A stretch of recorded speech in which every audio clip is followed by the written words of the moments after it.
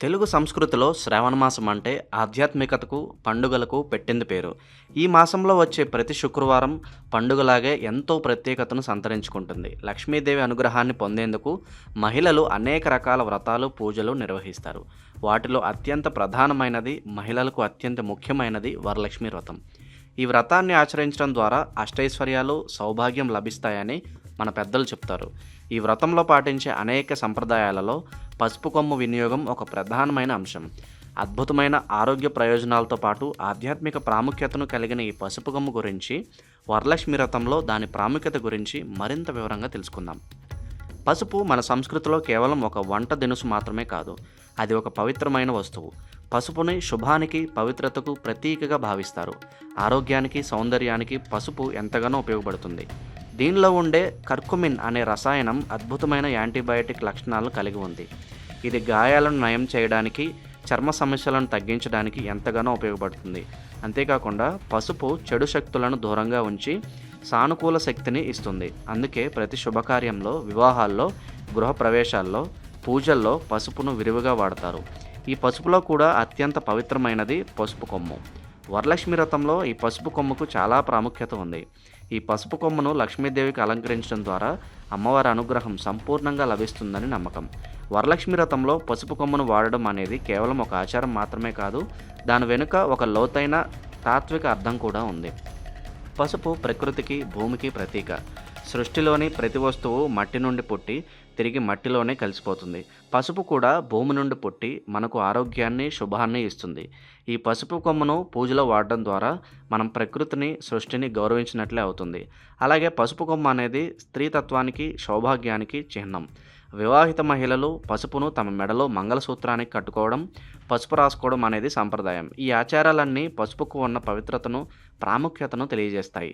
వరలక్ష్మి వ్రతంలో అమ్మవారిని పసుపు కొమ్ముతో పూజించడం ద్వారా వివాహిత మహిళలు తమ సౌభాగ్యాన్ని, తమ కుటుంబ శ్రేయస్సును పెంచుకోవాలని కోరుకుంటారు. వరలక్ష్మి వ్రత పూజా విధానం చాలా ప్రత్యేకమైనది. ఈ వ్రతాన్ని ఆచరించే మహిళలు ఎంతో భక్తి శ్రద్ధలతో పూజలు నిర్వహిస్తారు. పూజ ప్రారంభించడానికి ముందు ఇంటిని శుభ్రం చేసి, ముగ్గులు వేసి, తోరణాలతో అలంకరిస్తారు.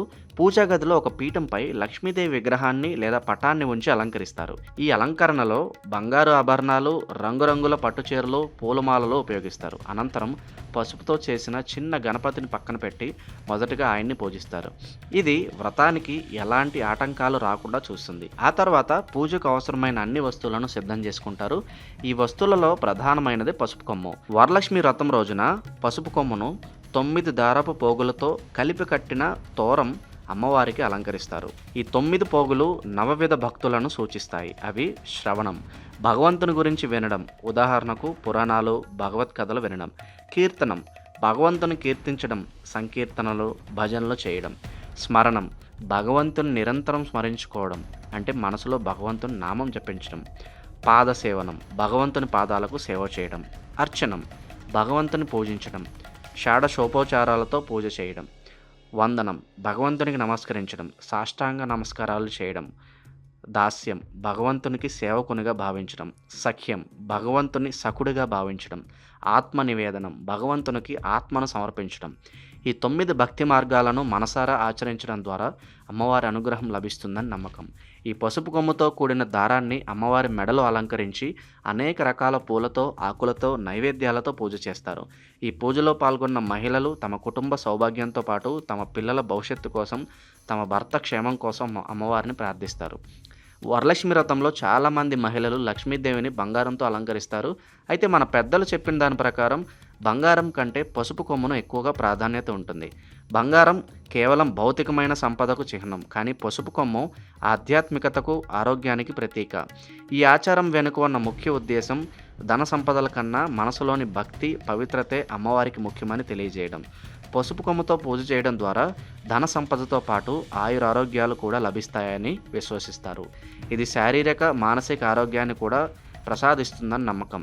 ఈ వ్రతంలో పాల్గొన్న మహిళలు పూజ పూర్తయిన తర్వాత అమ్మవారికి అలంకరించిన ఆ పసుపు కొమ్ము దారాన్ని తమ తల వెంట్రుకల్లో ధరించుకుంటారు. ఇది అమ్మవారి ఆశీస్సులను నిరంతరం తనతో ఉంచుకోవడానికి ఒక మార్గంగా భావిస్తారు. కొంతమంది పూజ అయిన తర్వాత ఆ పసుపు కొమ్మును పూజా గదిలో భద్రంగా ఉంచుకుంటారు. ఈ ఆచారం ద్వారా లక్ష్మీదేవి ఆశీస్సులు ఎల్లప్పుడూ తమతో ఉంటాయని భావిస్తారు. ఈ వరలక్ష్మి వ్రతం అనేది కేవలం ఒక పండుగ మాత్రమే కాదు. ఇది మన సంస్కృతి, సంప్రదాయాలను ప్రతిబింబించే ఒక గొప్ప సంప్రదాయం. ఈ ఆచారం ద్వారా మన భవిష్యత్ తరాలకు మన సంప్రదాయాల గొప్పతనం, ఆధ్యాత్మిక విలువల గురించి తెలియజేసినట్లు అవుతుంది. పసుపు కొమ్మతో కూడిన ఈ వ్రతం మనకు ఆధ్యాత్మికంగా, భౌతికంగా కూడా మంచి ఫలితాలను ఇస్తుంది. కనుక ప్రతి ఒక్కరూ ఈ వ్రతం నాడు పసుపు కొమ్మను తప్పకుండా ఉపయోగించి లక్ష్మీదేవి అనుగ్రహాన్ని పొందుదాం. ఈ వ్రతం ద్వారా మన కుటుంబాలు సంతోషంగా, ఐశ్వర్యంగా ఉండాలని కోరుకుందాం. వరలక్ష్మి వ్రతం కేవలం ఒకరోజు పూజ కాదు. ఇది జీవితాంతం మనల్ని అనుగ్రహించే అమ్మవారి ప్రేమకు గుర్తు. ఈ వ్రతం ద్వారా మన సంస్కృతిని, సంప్రదాయాలను మన తరానికి అందించే ఒక గొప్ప అవకాశం లభిస్తుంది.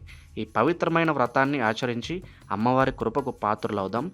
ఈ వ్రతం మహిళలు మాత్రమే కాకుండా వారి కుటుంబ సభ్యులందరికీ శుభాలను, శాంతిని, శ్రేయస్సును తీసుకువస్తుంది. వరలక్ష్మి వ్రతం యొక్క పవిత్రత, పసుపు కొమ్ము యొక్క ప్రాముఖ్యత మన జీవితాల్లో ఎప్పటికీ నిలిచిపోయి ఉంటాయి. ఈ వీడియో మీకు నచ్చినట్లయితే లైక్ చేయండి, షేర్ చేయండి. మరిన్ని ఇలాంటి వీడియోల కోసం ఛానల్ని సబ్స్క్రైబ్ చేసుకోండి. అలాగే బెల్ ఐకాన్ నొక్కండి. దీని ద్వారా మేము చేసే ప్రతి వీడియో నోటిఫికేషన్ రూపంలో మీ వద్దకు వస్తుంది. సర్వే జన సుఖినో భవంతు.